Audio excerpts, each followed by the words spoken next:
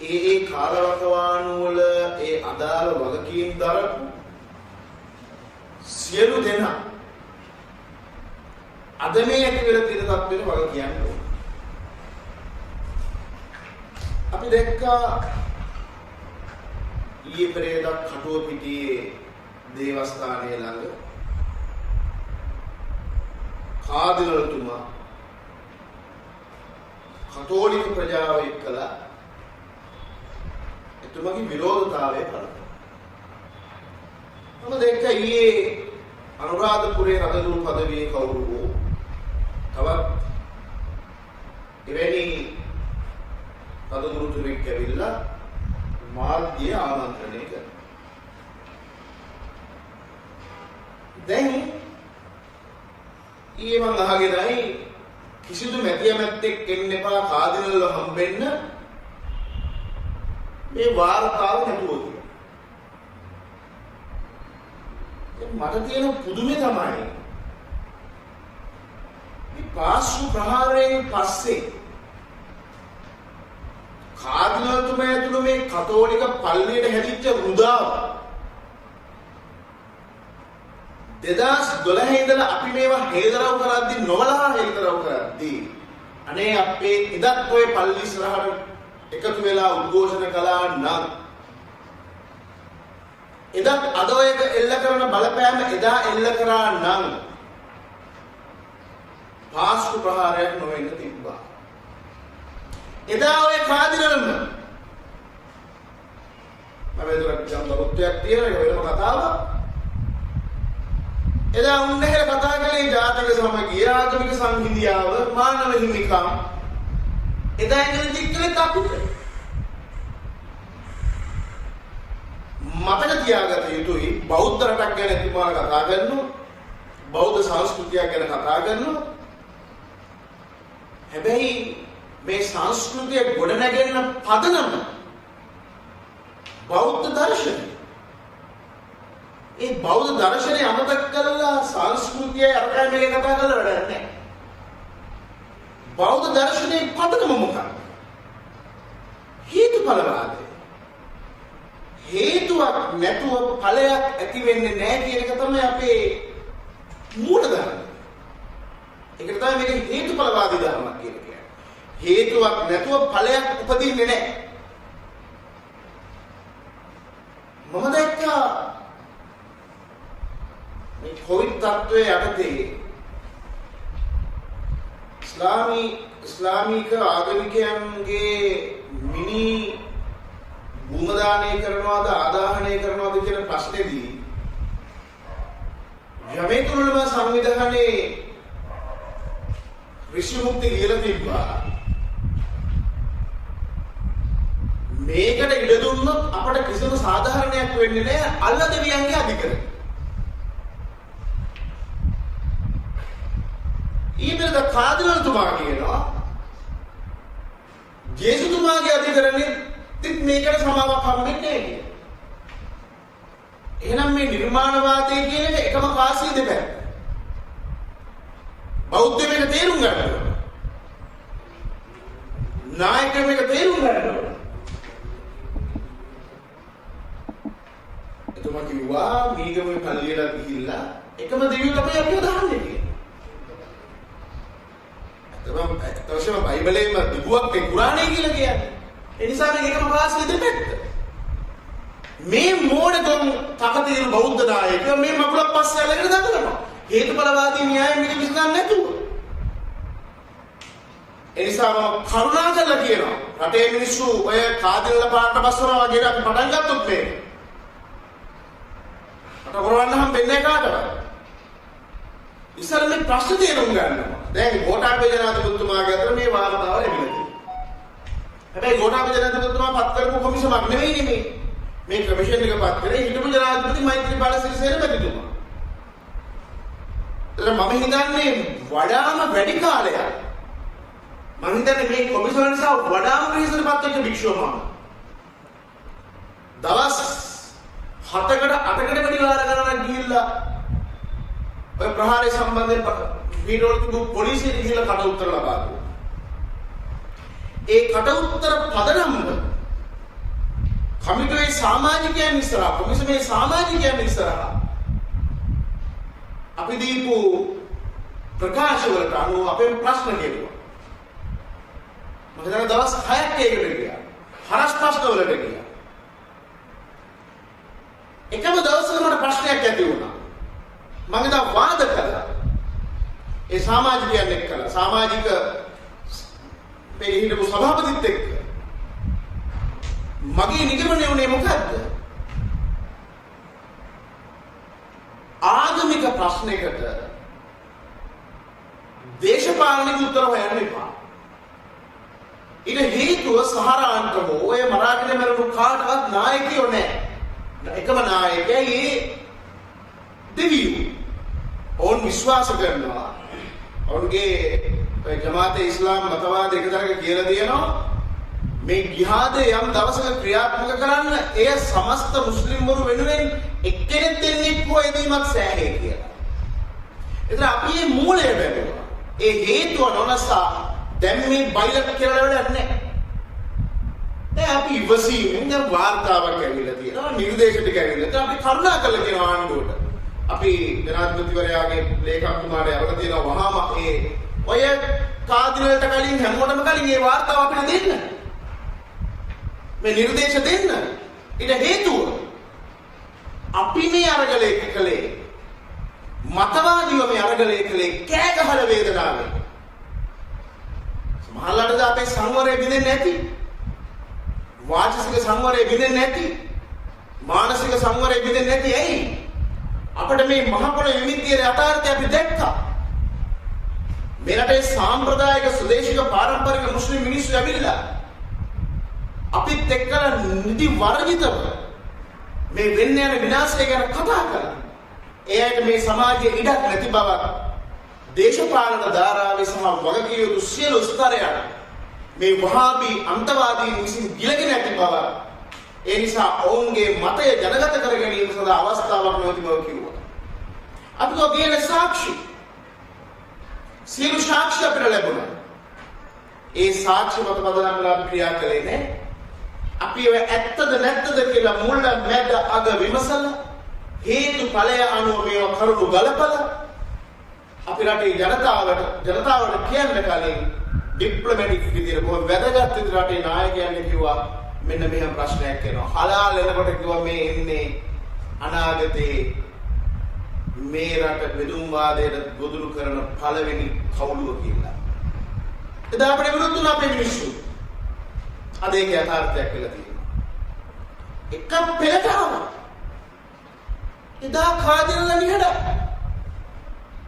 කවුරු කතා කළේ නැහැ. එහෙනම් ඉස්සර වෙලාම මේ වාර්තාව ලැබෙන්න ඕන අපේ අතට. ඔය පාර්ලිමේන්තුවේ විසිකුත් සීසු පාට නෙමෙයි. ඒගොල්ලන් මං අහනවා ඔය පක්ෂ විපක්ෂ දෙකේ කවුරු අපි මේව හඬගා කියද්දී අපි ජනාධිපතිවරයා හමු වුණා. ඒ වගේම මහින්ද රාජපක්ෂ ජනාධිපතිතුමා හමු වුණා. මෛත්‍රීපාල සිරිසේන මැතිතුමා හමු වුණා. මේ ප්‍රශ්න කතා කරන්නේ අපි මේ ප්‍රශ්නවල ඉදිරිපත් කරා. අපේ සංවිධානයේ තරුණෙක් එළි රැ වෙනකන් වාර්තා හදාද පොලිස් පොතේට හැමෝටම යවුවා.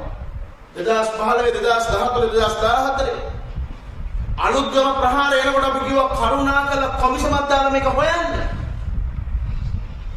මගේ කතාවෙන් නම් මේක උණයි කියනවා අපිට අපි වැරදින අපිට දැනුවත් දෙන්න ප්‍රශ්නයක් නැහැ. හැබැයි කොමිසමක් දාලා හොයන්න මේ පළවෙනි ගල්පාර එන්නේ කොහෙන්ද කියලා.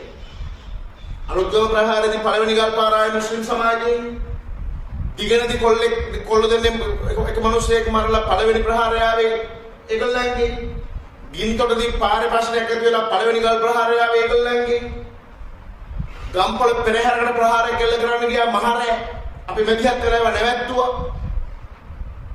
මේ විදිහට ආපු හැම ගල් පහරක්ම මුස්ලිම් සමාජයෙන් එල්ල වුණේ. ඒව ගැන කොමිසමක් දාලා හොයන්න කියලා අපි ඉල්ලුවා නෑ.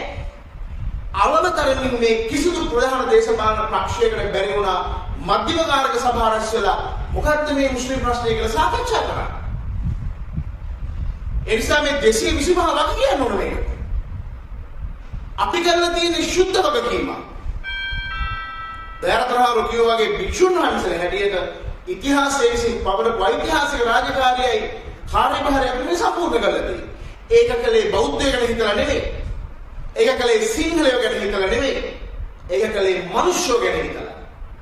මොකද මේ මරාගෙන මැරෙන ප්‍රහාරවල කිසිම ඉලක්කයක් නැහැ. අපි වරද කරගන්නවා කතෝලිකද බෞද්ධද ඒක අදාළ නැහැ. මේක මනුෂ්‍යත්වයේ පිළිබඳ ප්‍රශ්නයක්. අපි කල්පනා කරුවේ නැහැ බුදුබලේ මේ සංවිධානයේ හෝ සුදත්ත හාමුදුරුවෝ අපි කවුරුත් එක්ක එකතු වෙලා මේ මුස්ලිම් අන්තවාදය ගැන කතා කරද්දී අපි බැලුවේ නැහැ මේ කුරුසේ කරේ තියනවාද ත්‍රිශූලේ කරේ තියනවාද ධර්මචක්‍ර ඒවනේ අපිට වැදගත්ුනේ.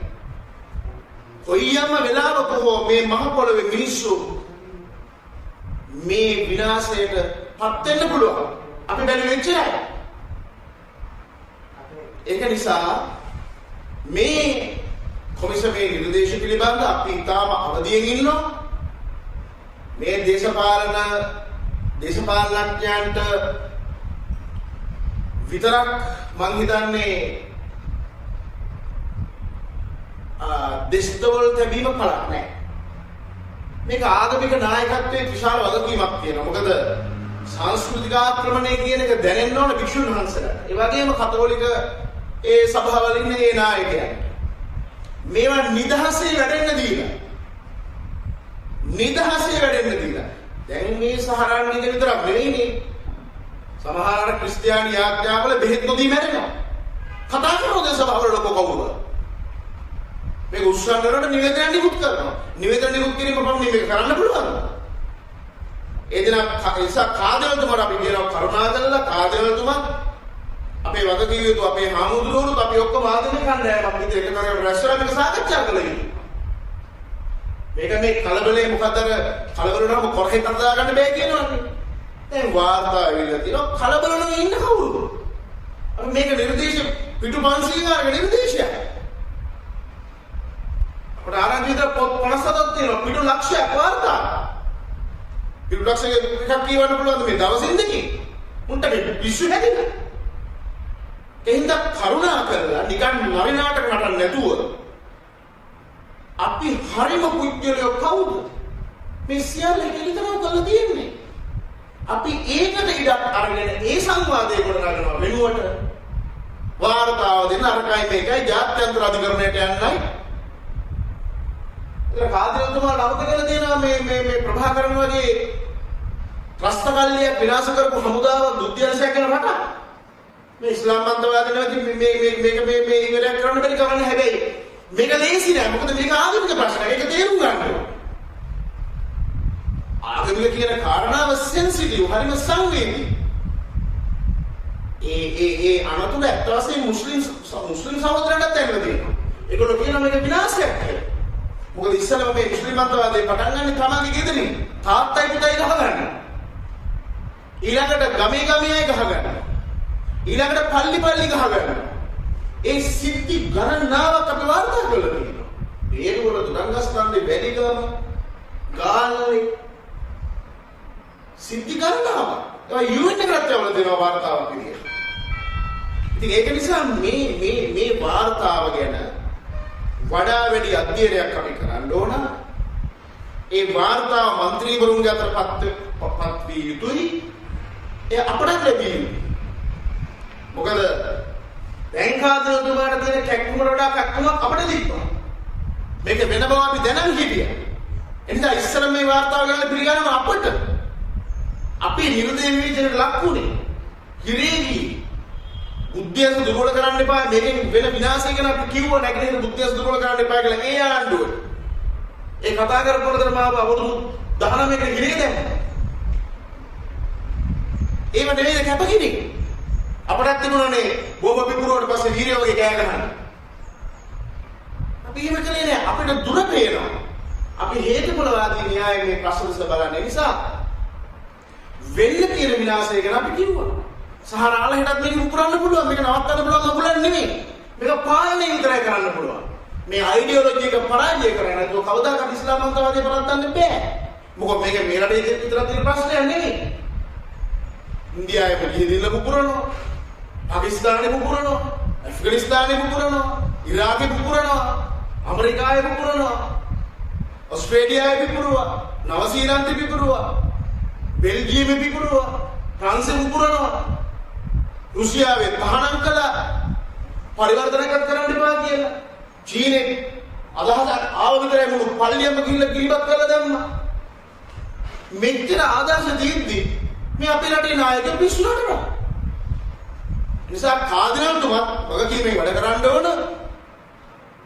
සිද්ධි වෙන්න කලින් අපි කිව්වොත් ඉතින් දිගටම ඒවා කලින් කොලින්වත් ඇහුවේ නේ. තුමත් එක පෞද්ගලික ප්‍රශ්නයක් අපිට නෑ. හැබැයි එයා පෙනීනේ කාදිනල් හැටියටනේ. ඒකින්ද නිකන් මාධ්‍යවල සම්දර්ශන දාන්න නැතුව කරුණාකර රැස්වීමක් කියලා අපේ වගකීම් යුතු හාමුදුරුවන්ට මේක එක්කෙනා මේ බිෂොප් හවුස් එකේ දාලා නෙවෙයි. තැනකට එන්න කතා කරන්න. ආදල් මේ රජුරු නෙවෙයි. මෙරික මිනිස්සුන් අපිට කම්පණයක් තියෙනවා. එතන දෙමළ මිනිස්සු තිරියා, බෞද්ධයෝ තිරියා, කන්වර්ට් වෙච්ච මේ ඔක්කොම මිනිස්සු අපිට තියෙන මනුස්සත්වයේ පිළිබඳ ප්‍රශ්නයක්. අපිට නෑ කතෝලික බෞද්ධ ක්‍රිස්තියානි මොන වගුලක් ගන්න. අපේ ප්‍රජාව කියනවා. ඒක නිසා අපේ විශ්වාසයක් තියෙනවා රට ජනාධිපති ගැන. ඒ කියන්නේ පාර. ඒ කියන්නේ අපි උන්හැව කුඩේ වාඩි කරන විශාල මතවාදයක් ගෙනිච්චා. ඇයි?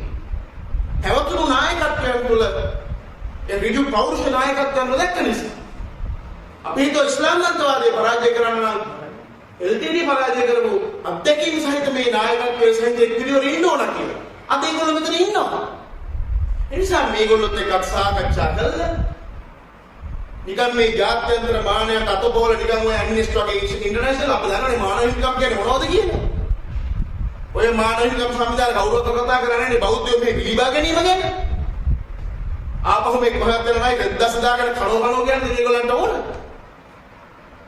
විදන්නවද LTT පරාජය කිරීමෙන් කොහොමද කතෝලික පල්ලි හිටියේ කියලා. මේගොල්ලන්ට මේ ඔක්කොම අමතක වෙලා. ඒක නිසා ගෝඨාභය ජනාධිපතිතුමා ගැන අපේ විශ්වාසයක් තියෙනවා. මේ කෙලින් කියනවා. ඒක උන්වහන්සේ මේක කරන්න දෙන්න. පොඩි කාලයක් දෙන්න. වාර්තා වෙනකන් කියන ප්‍රමාදයි කියලා. ආවම පොඩ්ඩක් ඉන්න බෑ මේක පිටු කොච්චර තියනවද පරීක්ෂේද කොච්චර තියනවද? නිර්දේශ දෙන්න පුළුවන් ඕන කෙනෙකුට. අපිත් කියනවා බය නැතුව මේක සමහර දේවල් තියෙනවා පැකිලි දින්දු. ඒක නම් අපි බලන්න ඕන. මොකද මේ හය දෙනා මේ ඔය සමාජිකව රහත් වෙච්ච අය බුදු වෙච්ච අය එනිසා කොයි එකද හරි කොයි එකද වැරදි මේක ගලපගෙන යම් කිසි කාලයක් හුස්ම අරගෙන දැන් මොකෝ මේ වාර්තාවට විතර අටපාසල් කට්ටිය ගැන කතා කරන්නේ වැඩි හරියක් අටපාසල් කියයි තමයි. හැබැයි අටපාසල් වල බුද්ධිමත් ඒක තේරුම් ගන්න ඕන. සාධනෙකට කවුරක් අබ්බලා නැහැ මේ ඕ ලෙවල් හරි ඒ ලෙවල් හරි සහතික. මිනිස්සු මේ මහ පොළේ ප්‍රායෝගික මිනිස්සු. ඒක නිසා මේ ආදල් මතක තියාගන්න එයා බෞද්ධයන් කියවත් ඔය කා ගන්නවා ඒක නෙවෙයි. එයා අයගේ තරම දැනගෙන වැට්ටික කරන්න ඕනේ මේ වෙලාවේ. මේක අපේ මේ ප්‍රශ්නේ වෙනමානයකට ගෙනියන්න නැතුව. මේ නිර්දේශ ඇවිල්ලා තියෙනවා. ඒ නිර්දේශ ටික හරියට බලලා අපි ආ කවුරුවත් කාදිනවල දගලන්න ඕනේ.